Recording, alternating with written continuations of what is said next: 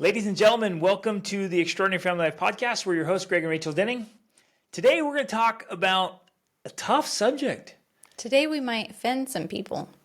Well, we probably offend somebody every time we share a podcast. And we don't want to be insensitive because it's a challenging topic. Or intentionally offensive. Right. Like, I'm not saying we're trying to intentionally offend Right. people, but what we're going to say might be offensive. And actually, just by the nature of the subject. We're going to encourage you to potentially be offensive. Not that we're out trying to offend people, that as we get into this, you'll realize in order for us to truly stand for something, it necessarily is abrasive to others. We wish it wouldn't be. I don't go around desiring to be abrasive, but if you remain quiet... Well, if you remain quiet, then you're resentful, you don't get your way, and you're upset. You can be taken advantage of. You don't get to hold your standards. Yes, exactly. So you think by being quiet, like, okay, I'll prevent any kind of bristling or contention or confrontation. But that's just not true. Besides the fact that you end up losing because you're not being true to yourself, your ideals, your goals, dreams. And you said something about, it's not like we're trying to be offensive, but I think what we are trying to be is defensive, meaning we've talked before about having the fortress, having the boundaries. If you're trying to create an extraordinary family, you have to have that fortress in place. That's a defense. That's a defensive move. But unfortunately, as we move through the world with that fortress, it can become offensive to people because they're like, what is this? Why do you have this boundary here? What's wrong with you? Like, just let it be. Just let it go. Like, everything's good. Just relax a little bit. And if we decide to not relax because we're like, no, this is a standard I want to hold, then yeah, people can be offended by that. And what they're saying by relax is, hey, lower your standards to mine. Exactly. Right. Lower your standards. And it's especially true and painful when the people you're related to or surrounded by, have really low standards. And they don't want to be called out. They don't want to be held to your higher standard because that means a lot more effort and means they're failing. And so obviously they're like, hey, come down here. Stop trying to rise. Who do you think you are? You're better than us. We're not good enough. I mean, all the insecurities come up. And we're going to get into that today. But right out the gates, we all just have to settle that in our minds, that if we choose to have high standards and high values and hold boundaries, it's going to cause some... ruffled feathers. There's just going to be conflict. Not even necessarily conflict. There's going to be... Friction. Yep. There's no getting away from it. So if you think you can live a phenomenal life and avoid friction, nope, not going to happen. Right. And we thought we could. You and I did. We wanted to. We so desperately wanted to chase our dreams and just make everybody happy. Well, and so we received a question from someone, and maybe I'll read that first before I share a little bit about our own story, because I want to go back to that. I remember early on, we were in our 20s when we started pursuing what I now call our extraordinary life. And I remember some of that bristling and some of that butting heads with family members and friends. We were so excited about what we were learning and discovering. We're like, everybody should know this. You guys, hey, everybody, this is amazing.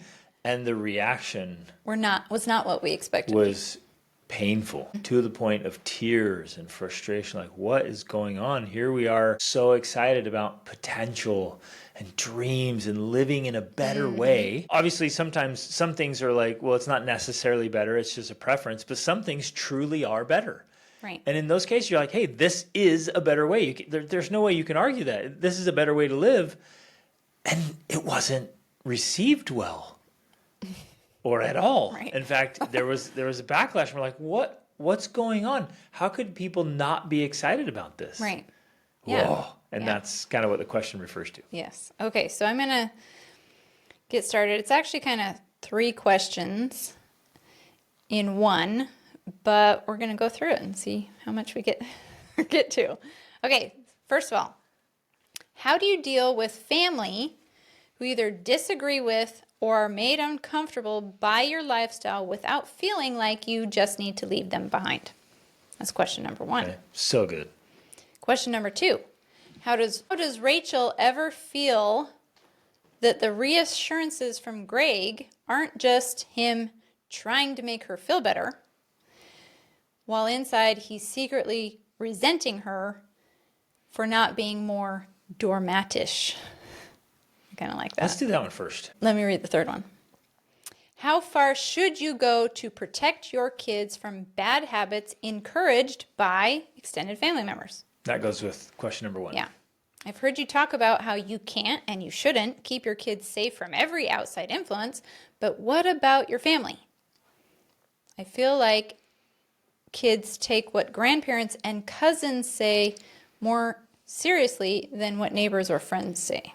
That can be true sometimes. Yeah. Good. These are such important questions and very relevant and very real for most people. Exactly. Especially anyone who's trying to pursue a different path. Yes, definitely that. Anyone who is trying to live in an extraordinary way, you are going to at some point encounter all of these questions, and I know that we have. Okay, so you want to start with number 2 first. Yeah. So basically, from what I gather here, and this is relevant to a lot of people, it's like, hey, we want to hold a high standard. We want to do things. We have my family, my extended family. We have your extended family. So my in-laws and your in-laws, and then all the people we associate with. So friends, community, neighbors, whatever. And I think what she's asking there is like, hey, how do I know that? How do you know, Rachel, that I'm actually supporting you and I'm saying what I mean, not just saying it? I'm just saying, yes, dear. And I'm resentful. Whatever you say, dear. And I hope, man, that no man ever wishes his wife would be more doormatish. Well, you hope in vain, because there are plenty of men out there who definitely want doormat wives. And I just can't understand that. And I would love to have a conversation with those men. Sincerely, I would love to. It's like, hey, wait a minute. Okay, you want your wife to just be a yes wife. So she just says, yes, dear, to whatever you say, and it's your way, and you're Mr. Macho Tough Guy, and you call the shots around here, and she just says, yes, dear. And you're like, yeah. Like, I'm the man. You get an empty shell of a wife, a resentful wife, a wife that's not open and developed and cultivated and blossoming. You get this wife that just is outwardly submissive, inwardly pissed and resentful. Mm-hmm. Like you're not getting a real woman in your marriage. And so you just have this roommate. So you're just sabotaging your own marriage and your own success, and no wonder you don't get sex very often. And if you do, it's like submission sex or duty sex. It doesn't. In fact, I saw something the other day, total tangent. It's like this lady she's like, hey, this is an honest question. She's like, is a woman's sex drive directly connected to how she's treated? We might even do a podcast about that. That'd be a great podcast episode. Okay, anyway, so from me, I decided years and years and years ago, because the way I grew up, there was a lot of insincere people around me. They would say one thing, do another. The doorbell would ring, and they're like, hey, yeah, oh, so good to see you. The door would close. I'm like, what? As a little kid, I'm like, that's so bogus. You were just screaming at me and beating me with a spatula, and now you're like acting. The door opens, and you're like the happiest person on earth. Like, that's so incongruent and so fake and phony. So I had just a disdain for that incongruence. And so for me personally, if I say it, I mean it. And like, if I don't mean it, I'm not going to say it. I will bite my tongue, or I'll just tell you what I think. Mm-hmm. So in our specific case, I'm never going to say something to Rachel. I'm not going to say anything to you that I don't mean. But she's asking, well, how do I know that? And I think from my side, ask him.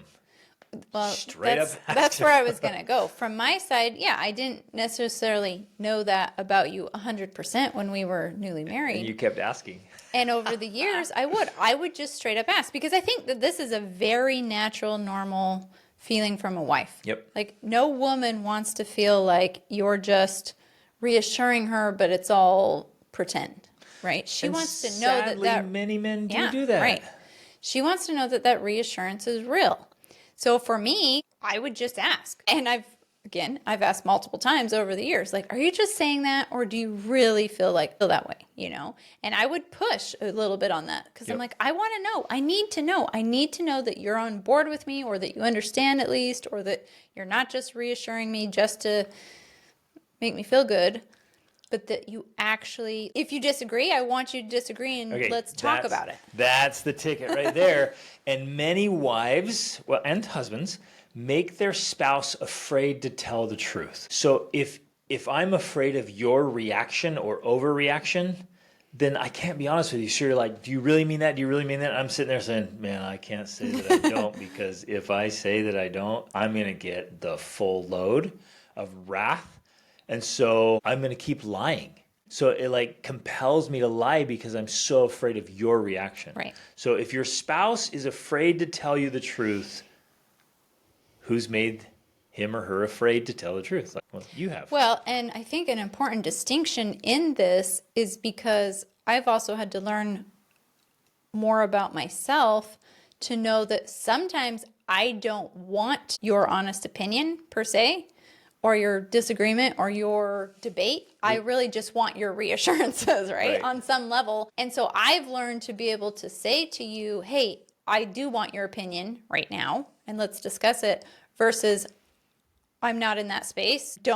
Let's not go there. Instead, just listen and let me vent and voice my feelings, and at least make me feel like I'm not crazy or psycho. You know what I mean? Because I think ultimately, in some ways, if I'm not looking to have a discussion with you, because there's times when I are, and I'm just looking for reassurance, the reassurance is like, hey, this is what I'm thinking and feeling. Help me know I'm not crazy. If you could summarize it, I think that's what it is for a woman. Help me know I'm not crazy by me sharing my thoughts and feelings about this. I think that's a good way to articulate it. But it's also can be very challenging. Yeah. Because in the moment, I might be like, well, I don't agree with you. Right. And that might not be the moment to disagree. And so it might be like, well, I have a different perspective, or yes, I can reassure you, like, okay, hey, we're good. We'll talk about it later. And then in a different moment, we can talk through the differences of opinions. Right. So sometimes you just need reassurance, like, am I crazy? Am I going too far? And okay, totally honestly, sometimes yes, women get too emotional or too whatever, and they go too far. Too skewed. Yeah, or too, they get into it and get kind of myopic and passionate, and very often, it's the role of a good husband is to protect his wife from herself. Sometimes, yes, occasionally. So sometimes there's not going to be reassurance. It's like, hey, babe, sorry on this one. It's too much. I think it's too much. Yeah, and that's hard.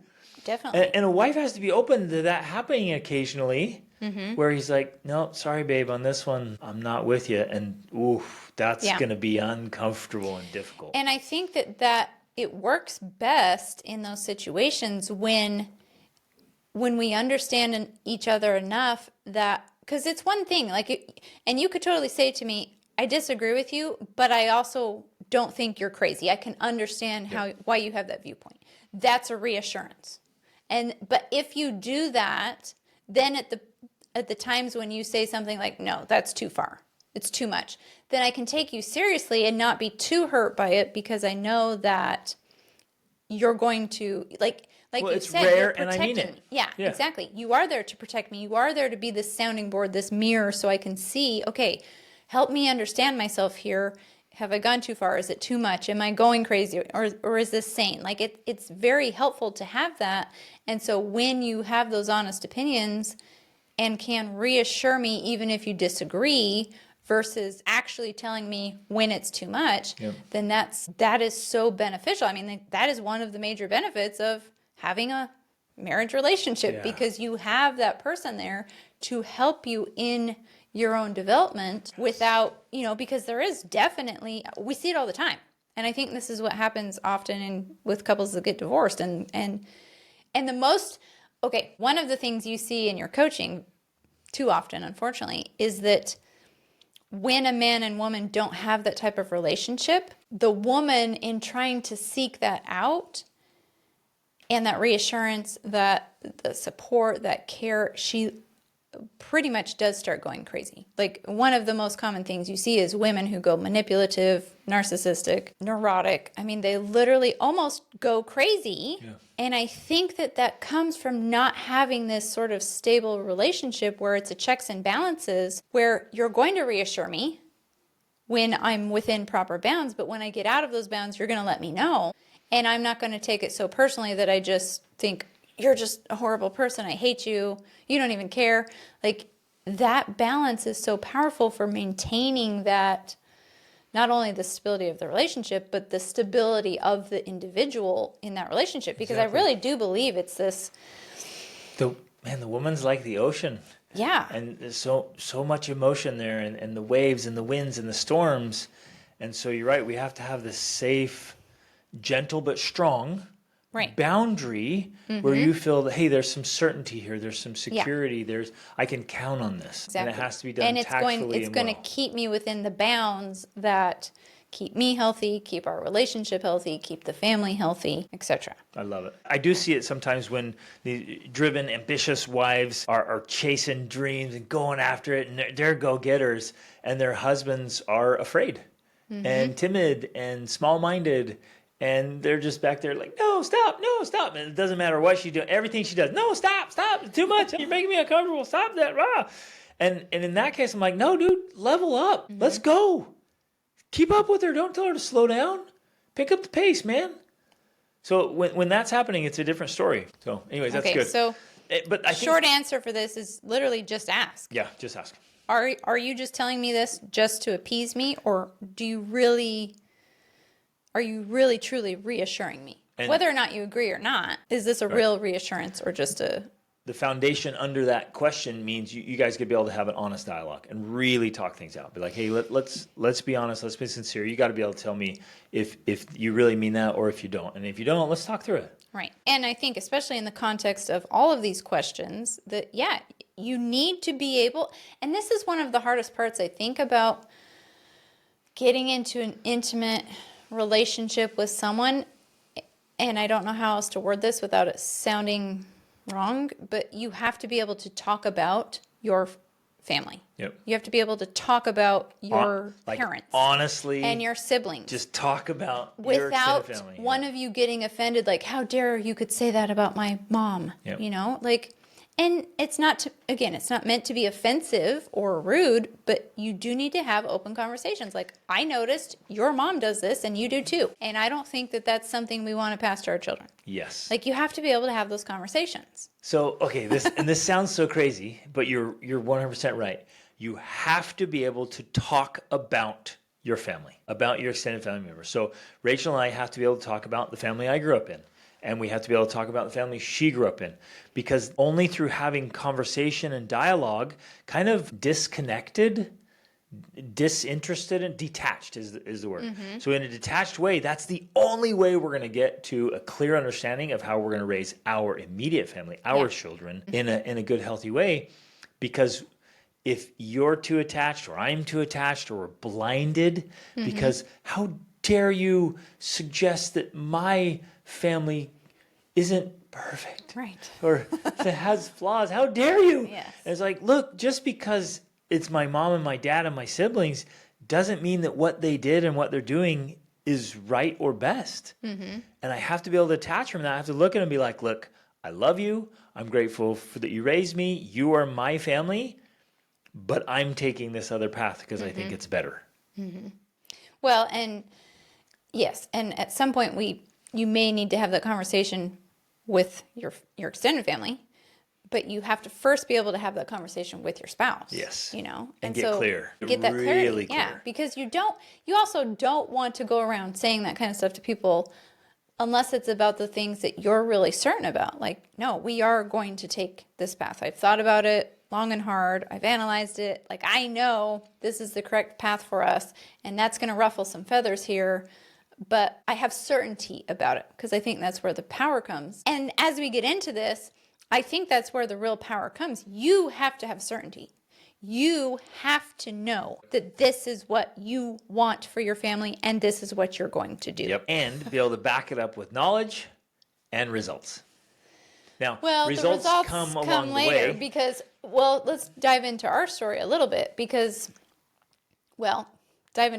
jump ahead. You know, for us, we started pursuing a different path. And like we hinted at, we got kicked back despite the fact that we were all excited about it. And we're like, oh my, to us, it was a revelation. So we like, started reading. Specifically, is like home birth, home education, pursuing wealth, eating healthy food, like, yeah, reading like crazy, living, and then eventually living very unconventionally, traveling the world with our family, becoming location independent, Yeah. like, a lot of things. But it started with these ideas that I felt to us were revelations. We kind of felt like, oh my gosh, this is new information in the world. Not that nobody, but like our family had never talked about it. We didn't know anything about it. And so it felt like a revelation. And so we kind of took this approach of like, we're spreading the good news here. Like, wow, look at what we discovered, guys. Aren't you going to be so excited to hear this? And for many of them, they weren't that excited. Not at And in all. fact, it made them very uncomfortable. It made them angry.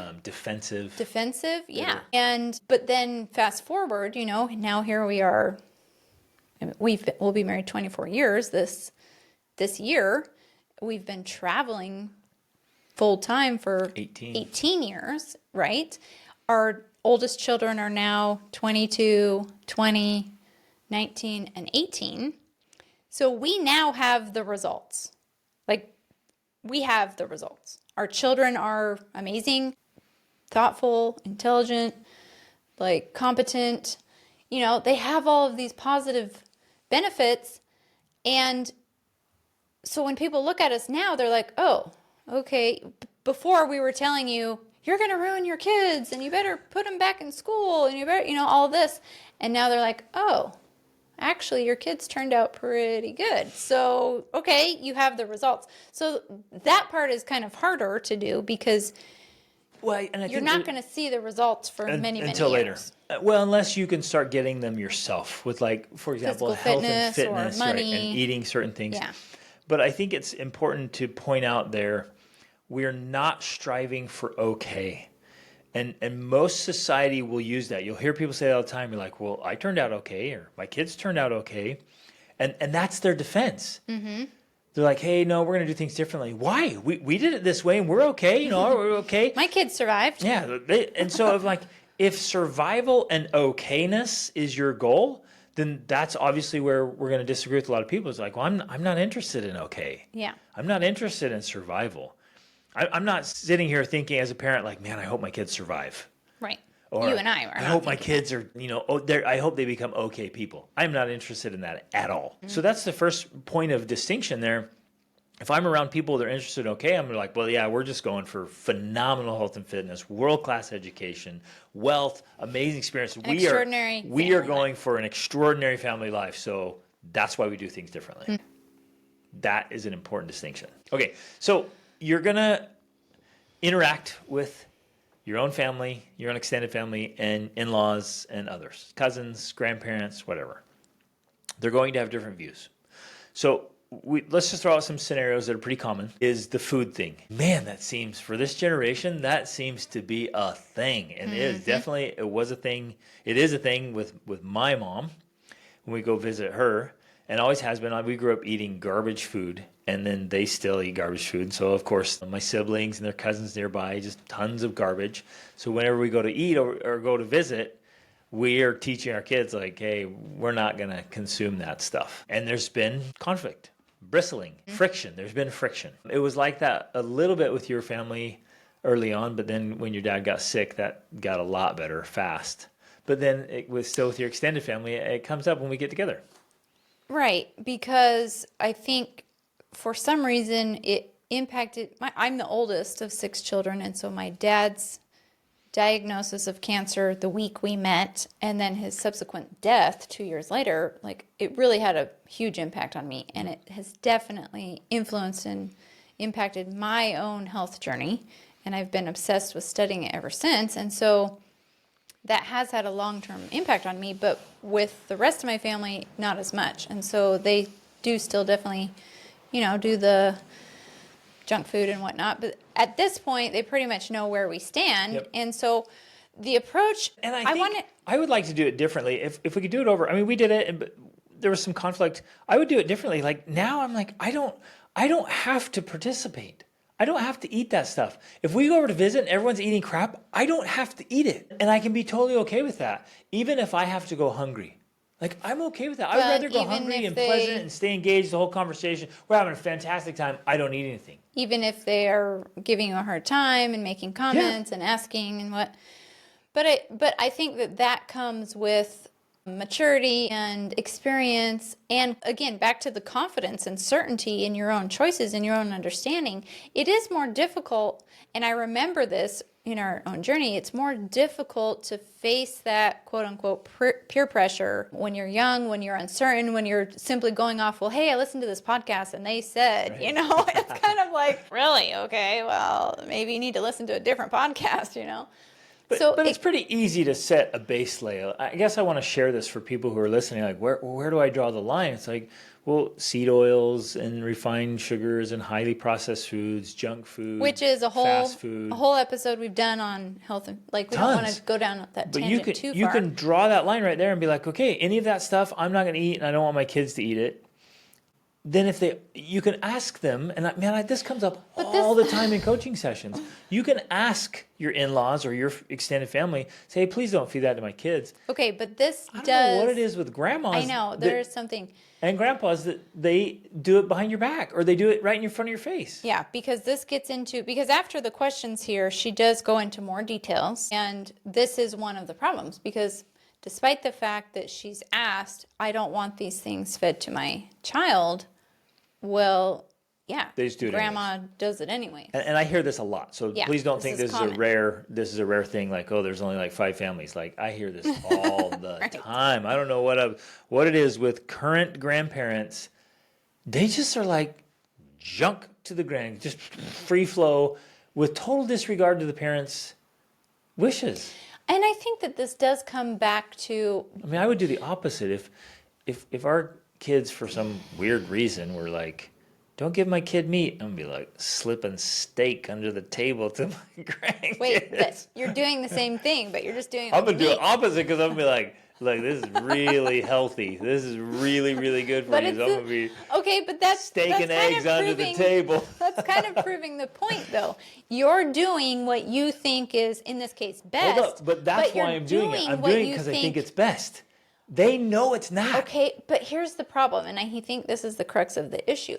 They're thinking, probably in their minds, I raised my kids on this. Like, this is what I did. So basically now, if you're telling me I shouldn't be feeding this to your child, that you're saying I'm a bad parent because I fed it to my kids. Well, and here's the problem. In almost every instance I can think of, the grandparents are unhealthy and the people around them are unhealthy. Even some of their own children are unhealthy. And I can think through multiple situations and scenarios like this, where, especially if you're overweight, obese, which is that we don't have to look far to find that. It's 77, 80% of Americans are overweight or obese. So it's very, very common, right? And so they're eating the junk food, and they're eating too much food. It's just prevalent everywhere. And people have an unhealthy relationship with food. They're attached to it. They have all this stuff like, well, I raised my kids on this, and they're okay. It's like, yeah, they're not okay. They're not healthy. You're not healthy. But that's why it feels so threatening. And that's the whole point of this question even. The reason why it feels so threatening to them is because and we encounter this ourselves, by the very nature of your different lifestyle choices, it becomes a threat to the choices they are currently making and have been making. Yep. Like it's like it throws up a mirror in their face saying, look what you've been doing. I'm doing something different. And they can't not question, even if it's subconsciously, what they've been doing with themselves. And most people don't want to do that. And it's uncomfortable. Yeah. It's like, that's the whole point.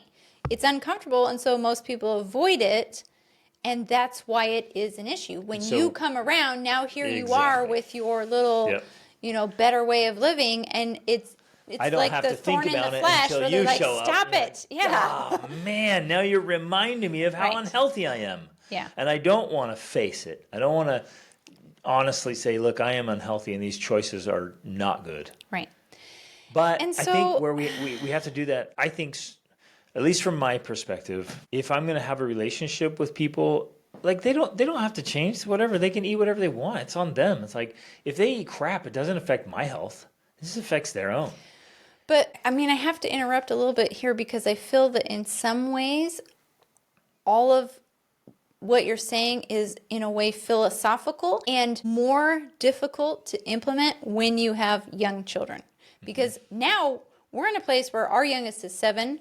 Our children are all used. She's 8 now, babe. Oh yeah, sorry. She keeps She's 8. growing up. They keep getting older. She's getting I don't know how older. that happens. Our youngest is 8 of 7 children, and she's our 7th, and she's 8.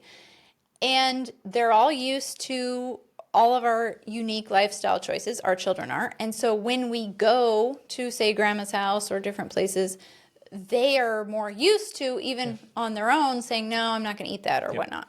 It's easier now. I'm not going to say that it's not. When they were younger, it was much harder.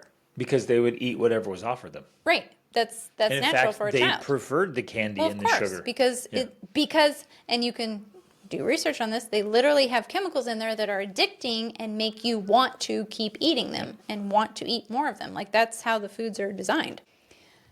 So I guess I want to, back up a little bit here and talk about the potentially very, what's the word here?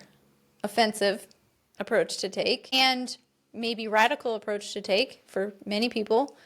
And that is to just separate yourself from them. And I think that again, that can sound very judgmental, that can sound very rude, harsh. It can even sound anti-family, which of course it's not. We're more pro-family than most people I know. But at least in our own journey, and this played a part in it, although it was not necessarily the driving force, you and I were inspired and motivated to go live abroad for the benefits of learning other languages and interacting with other cultures. And so that was our driving force. But so it created a physical separation that allowed us to really fortify our personal family culture. Right. That's what I was going to say. One of the side benefits of pursuing that lifestyle is that we created our own family fortress that was primarily just our own family culture that we got to create. Like, you and I were the creators of this family culture. Now, I know, there's people on Instagram that would say, well, that's basically like a cult and that's dangerous because you could abuse. Someone said homeschooling is just an excuse to abuse your children without anyone watching, like that's what some people think that and kind of some approach people is. do that. And there are yeah, some it's true. cultish homeschoolers and there are some abusive homeschoolers. Right. There's definitely a danger there, right? Yeah. And so you have to be of sound body and mind to undertake this kind of effort without causing real damage to your children, because family can also be a checks and balances as well, right? So it's difficult to navigate this to, like, how much am I really going to be harming and damaging my children with my really extreme zealous views versus, no, I'm trying to live at a higher standard, mentally, emotionally healthy. I just need to be able to have more direct control over my family fortress, my family environment, so that I can break some of these generational patterns. Like, okay, the easy example in this is abuse. If there was actual violence and physical or verbal abuse going on, that's an easy call for me. Like, yeah, leave.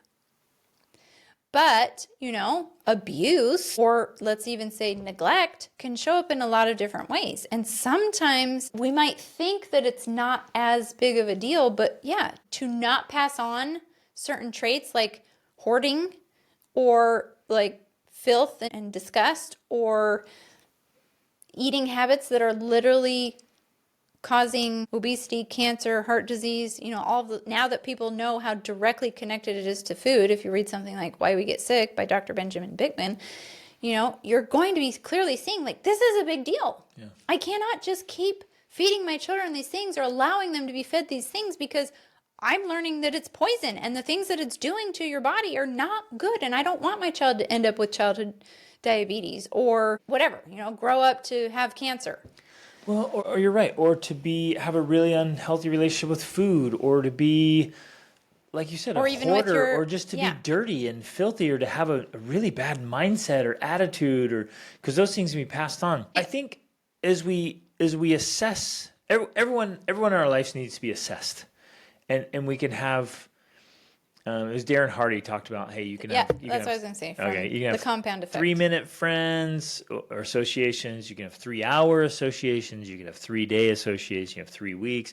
And basically These are people, because he, in his book, I just need to expand on this a little bit, because in his book, he talks about how every single person in your life, you have to judge them this way, whether or not you can spend 3 minutes with them, 3 hours, 3 basically days. the judgment like you're saying. is, are they going to have a good positive impact on me? Are they edifying, or are they tearing me down? Like, is being with them help me be better, make me want to be better, or is it toxic? Is it unhealthy? Is it just blah? And so everybody, including family, this is where it gets hard. Including You're like, in-laws. wait a minute.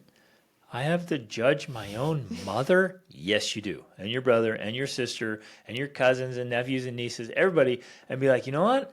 I love them, but they're not a good influence on me or my kids. And so honestly, that one, 3 minutes, 30 minutes, maybe 3 hours max, and we are out. And so then you go over and you're like, look, we eat healthy every single day. We have great input. If we go over there for 3 hours and the little ones eat some crap and watch some things and see some stuff, then we can talk about it afterwards, because they're going to feel like garbage. And they're going to tell you that. Like, oh, I have a stomach ache. Yeah, that's what happens when you eat that crap. And like, oh, this, that, and then, oh, it was so dirty, or it was so this. You're like, yeah, those are unhealthy things. We don't do that in our family. And you can have a strong enough family culture that you can go out and they can experience it, and you come back, and it doesn't they're not going to become total losers by occasionally being exposed to unhealthy habits. Yeah. So essentially, you're taking that framework that he offers in this book and applying it to the family members and saying, okay, yeah, maybe we're not going to move to another country. We're going to continue to interact, but we're going to limit that interaction depending on how we qualify them, as whether they're a 3-minute friend or a 30-minute friend or a 3-hour friend or whatever.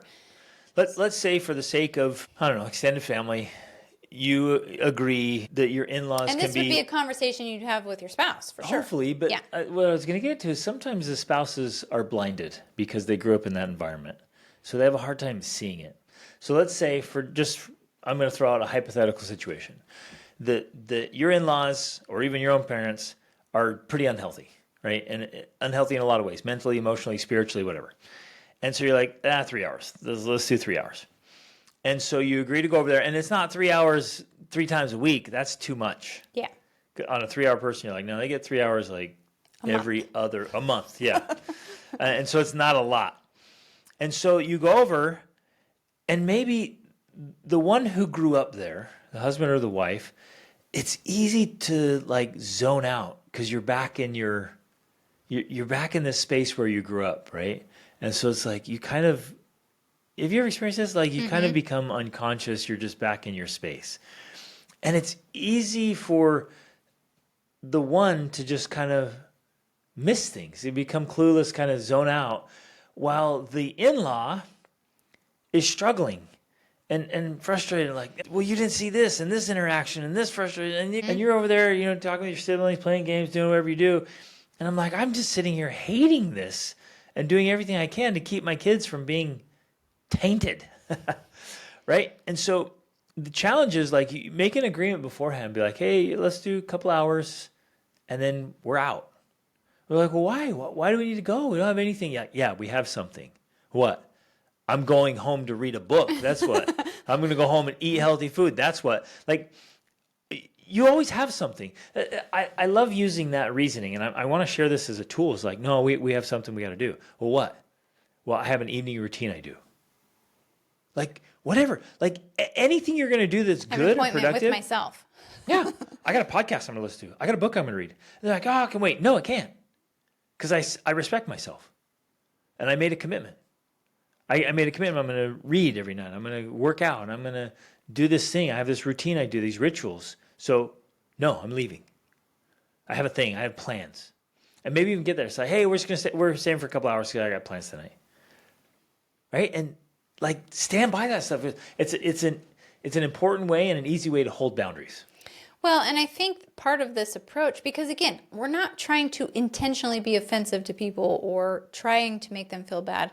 So we can find ways to do this without telling them, you suck, I don't want to be around you, you make me feel horrible. We don't want to do that. We want to let them know. I will if people push. If I come in and be like, well, hey, but you're not going to be it in a rude way of like, no, you suck. I'm never going to be rude about it. But I'm going to be like, no, I don't eat that. Like, what? Why don't you eat this? I'm like, well, it's not good for me. I'm trying to be super healthy and energized. Right. Well, wait, what? And if they keep pushing, or like, why are you avoiding us? What's going on? And after tactfully trying for a time, I would say, okay, well, to be totally honest, and I'm going to be kind about it. I'm going to be smiling. I'm going to be like, hey, look, to be totally honest, I don't want my kids eating any of this. And I've asked you not to have it out, but you still do it. And your results are terrible. And this is only if they push. This is if they push. Yep, right. they keep pushing, and they're making this battle they're making a big deal of it. I'm just going to be totally honest with them. I'm going to hold up the mirror.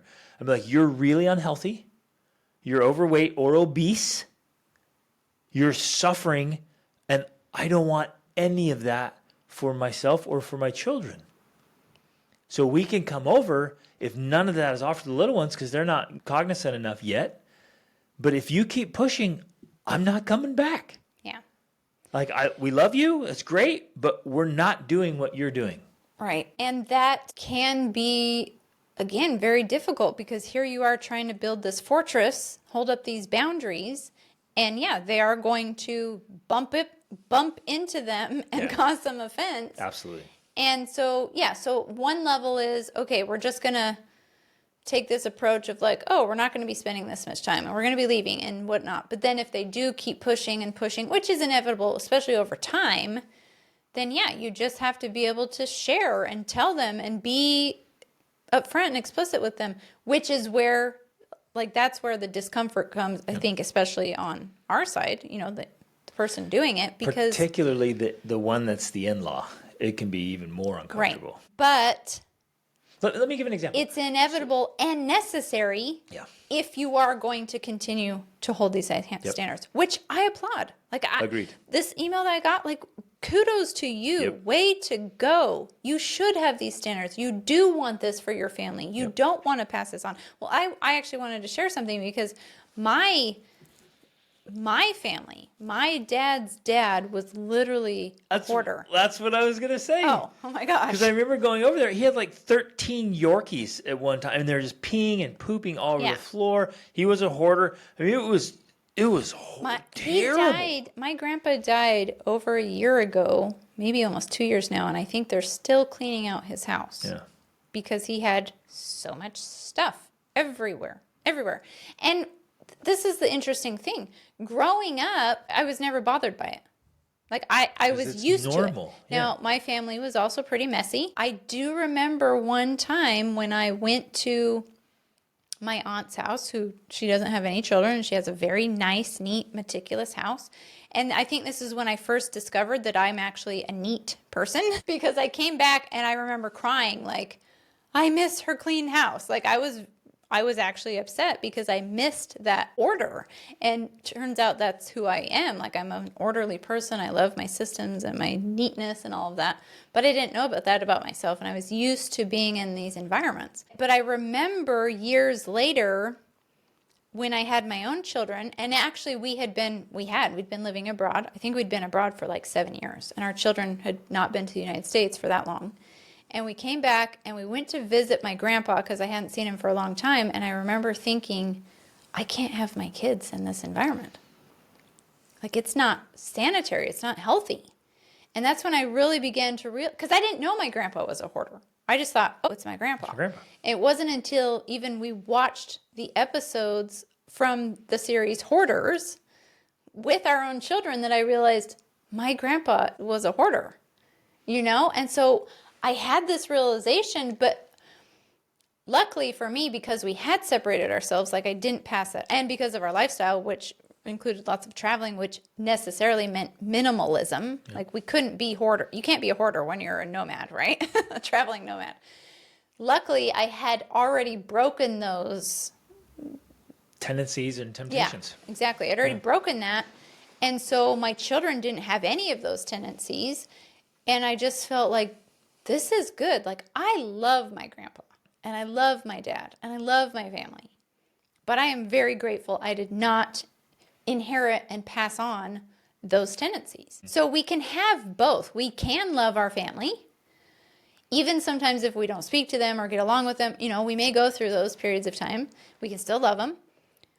But sometimes we are going to have to hold up those boundaries and be like, no, sorry, I'm not doing it. I'm not continuing this because that is not what I want for my own family. And there can be a healthy, kind of happy space of creating some distance. Yeah, taking absolutely. some time and some distance away, even if you're physically or geographically close, you still maybe you don't go over as much, and maybe you create some space and pull back. I guess for me, I realized like you're not obligated to associate with people just because you're related to them. And there feels like there's an obligation because does. there's an expectation. I get But that. the problem is, let's say your siblings, for example, make different choices, or your cousins or aunts and uncles, whatever. They start going down a different path, and you're like, well, I have to keep associating with them because I'm related. Like, no, you don't. Right. Like, if it was a friend that made those choices, you'd be like, we're not friends anymore.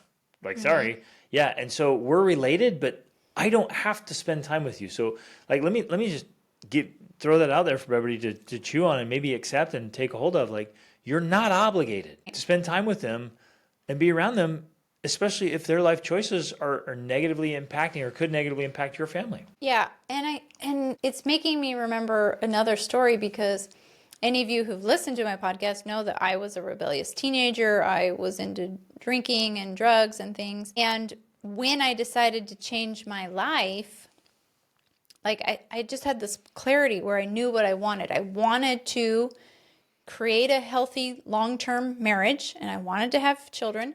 I didn't have the full vision of what we have now. Like, that was too far beyond me. But I just knew I want to get married and I want to have kids. And I knew that the life I was pursuing was not going to help me get that. Because everywhere I looked around with my friends and the people I knew, none of that was happening. There were no happy relationships or marriages or anything. But at the time... Isn't that crazy? Yeah. Same when I was out on my own. Like, right. I there didn't were know no anyone. happy, healthy relationships. The only one I did know of was my parents. And that's why, for me, it led me back to religion because, as far as I could tell, that's why they had a good relationship, because they were the only ones I really knew who were religious, right? So that's what led me back to religion.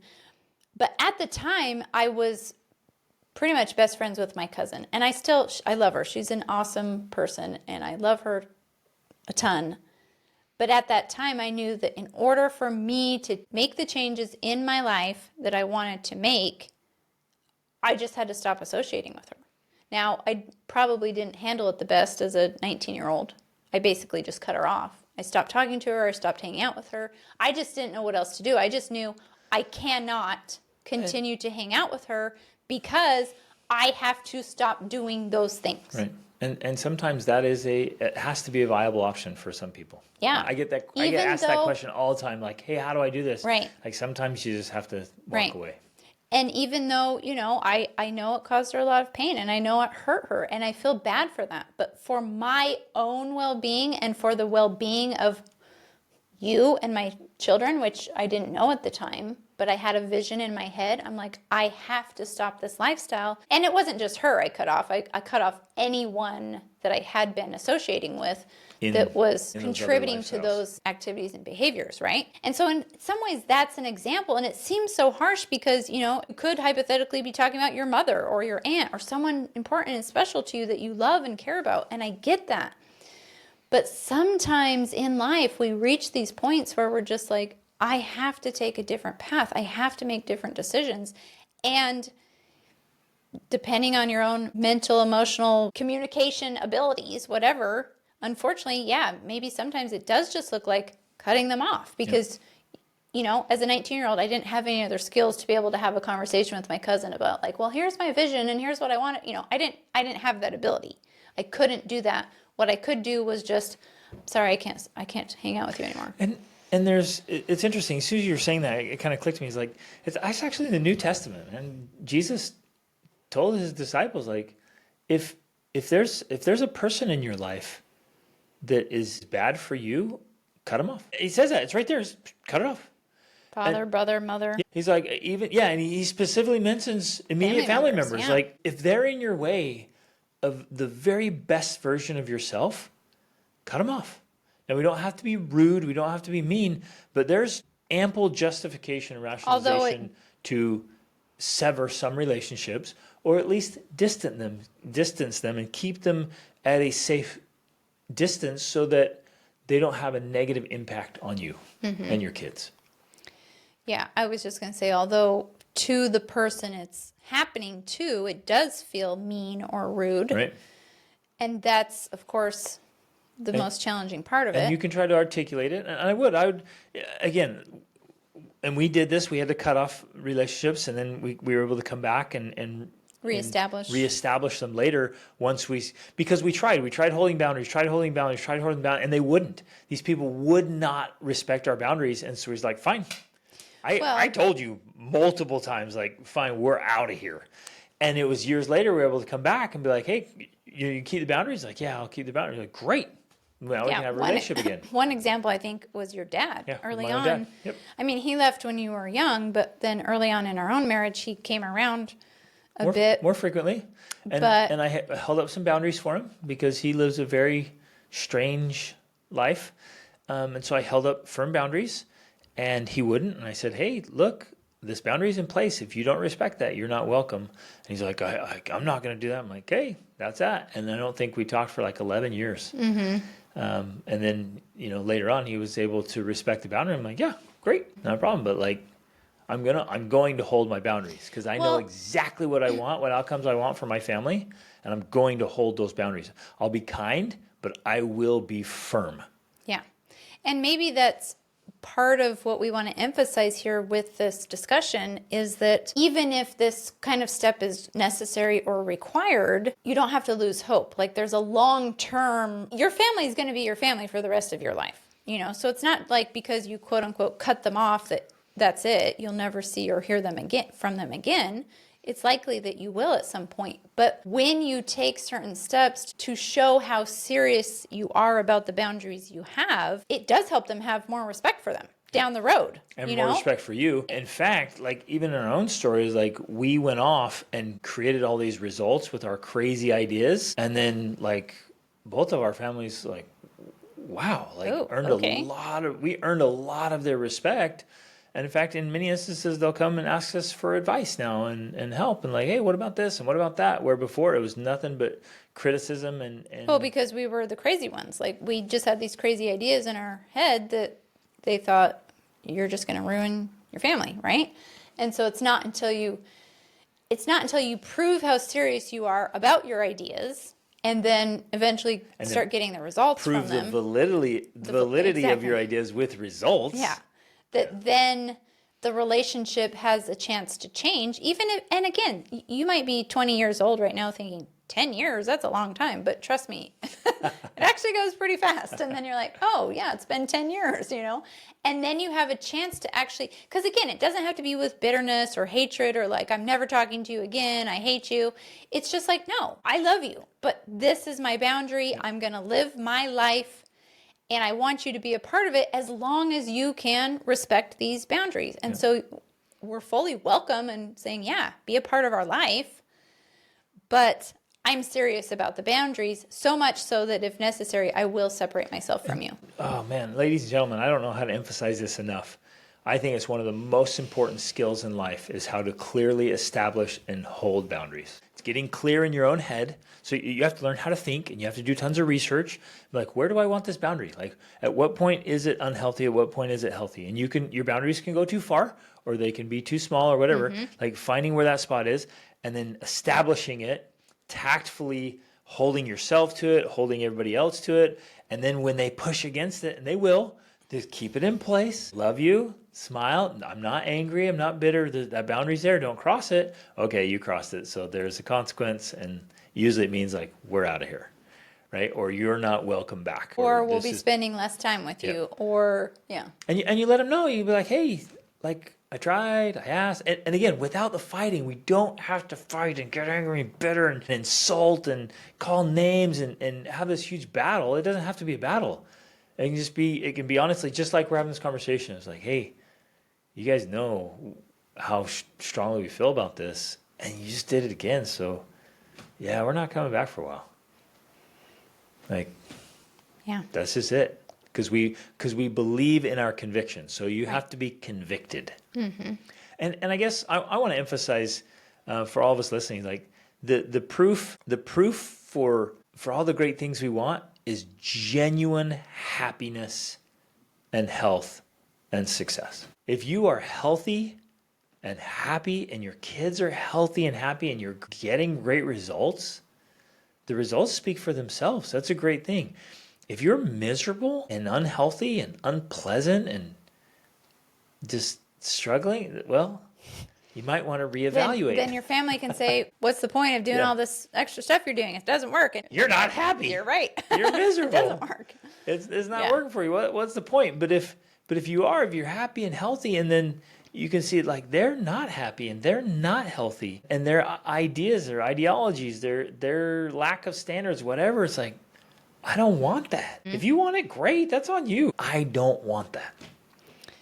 Okay, I think we covered a lot of these, although I want to talk a little bit about this third one. How far should you go to protect your kids from bad habits encouraged by family? We did talk about it. Yeah, we touched on that. But, because, again, like she says, I've heard you talk about you can't and shouldn't keep your kids safe from every outside influence,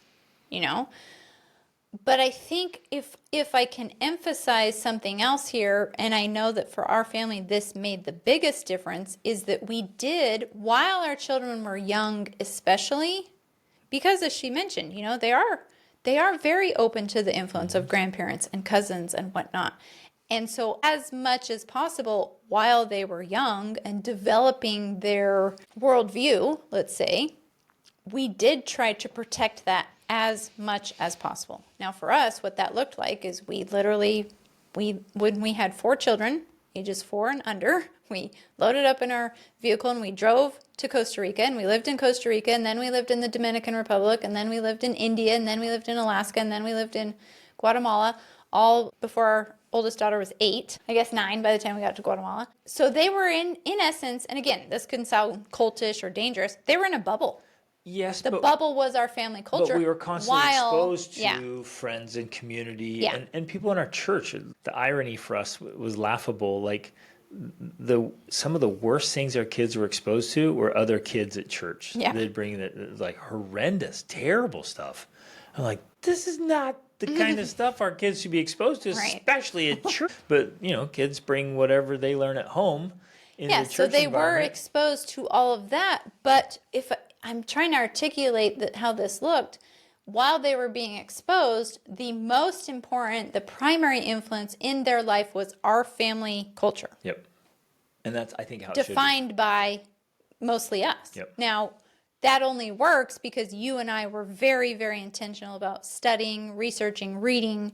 Like, we did our homework. We constantly do our homework. We're still doing our homework, so that we were sure we weren't creating a family culture that was toxic or unhealthy or weird or cultish or when you read 1,000 good books and you realize, okay, like there's some substantial evidence here across time and space. And it made me think of, because you and I read a book, the one called Educated, by a girl that grew up in a very isolated family. Cultish, weird family, but that's the case where it didn't work out so well because they were so undereducated, isolated, eccentric, and weren't exposed to the outside world.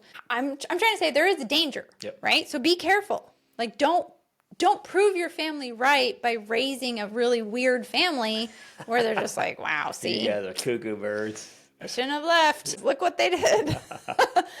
Don't do that. Then you're just proving all these people right. We want you to do it in the healthy way so that you create the positive results and you create something that people look at and say, wow, okay, that worked. Again, results. Results don't lie. I guess the encouragement, the invitation is be very firm. Spend a lot of time thinking and studying about where it is you want your boundaries. But be firm about the right things. Well, that's what I was saying. So study it out, write about it, think about it, talk to people, talk to mentors, coaches, like get real solid. And in fact, with the mentors and coaches, only take advice from people who you'd be willing to trade places with. Yes. Don't take their advice if they don't have the results you want. That's insane.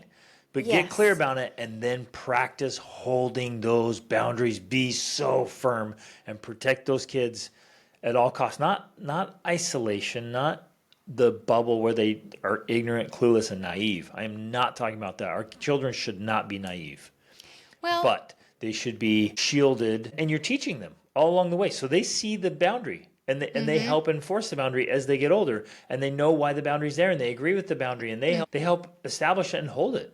yeah. Like, so they're participating. It's not some blind like kid go in the other room and right? Like we're not promoting naivete here. Yeah. Well, I have to add this because I think people misunderstand us and our approach, because while we're saying hold the boundary, be firm, hold the boundary, some people who have come to stay with us have said, we just thought you guys would be so strict, there would be no fun, like rules, rules, rules. And the irony of what, or not even irony, I mean, just the reality of how this works so well is because we hold boundaries, you and I, about the things that really matter, and we're very relaxed about everything else. Yep. That's the irony. Like, we really are very open, relaxed, free, fun with everything except the things that we have decided this is the boundary. So we're not wound up all super tight and stressed Rigid and tense and like, oh, you don't want to spend time with them because, man, they're just so intense. Like, not at all. We know exactly what matters to us, and basically those things are non-negotiable. And the other stuff's like, it's not a big deal. Like, okay, whatever. On and off, whatever. Yeah, okay, not a big deal. But those things, we don't mess around. Yeah. And I think that's a great way to live. Love it. You guys, thanks for listening. Thanks for caring. Thank you for this question. Excellent question. And kudos to you for all the work you're doing, because there's a lot in that email. There's a lot of stuff, and she's doing a lot of great stuff, doing it well. So way to go. Keep it up. Keep that up. Keep going. Keep plugging. And I know it's tricky. It's tough. You're going to get more tactful, all of you, at communication and holding boundaries of understanding yourself, understanding others, and how to navigate and raise awesome kids in this crazy world we live in. And Rachel and I are so stoked. Our new parenting course is coming out soon. We've already recorded a bunch of it. It is pure awesome sauce. So be excited about that. Look for it soon. We love you guys. Lean into your families, because what happens in your home is the most important thing in life. Love you guys. Reach upward.